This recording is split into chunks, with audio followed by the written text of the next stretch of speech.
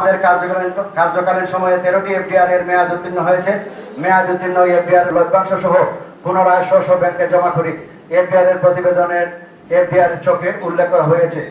নতুন কল্পে এফডিআর অভিজ্ঞ আইনজীবীগণের কল্যাণ তহবিল চলতি মেয়াদের আয় হতে ভূবাড়ী ব্যাংক বাংলাদেশ শাখায় 75 লক্ষ টাকা, এবি ব্যাংক হবিগঞ্জ শাখায় 15 লক্ষ টাকা, সিটি ব্যাংক হবিগঞ্জ শাখায় 10 লক্ষ টাকা এবং 5 লক্ষ টাকা, মোট 15 লক্ষ টাকা।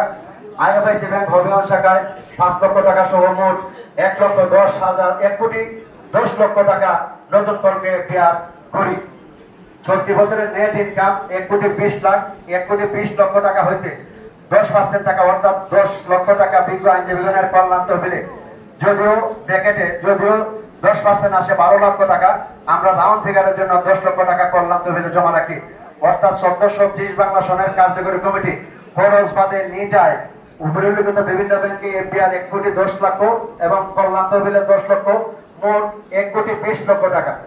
আমাদের 1430 বাংলা সনের নেট ইনকাম 1 কোটি 20 লক্ষ টাকা।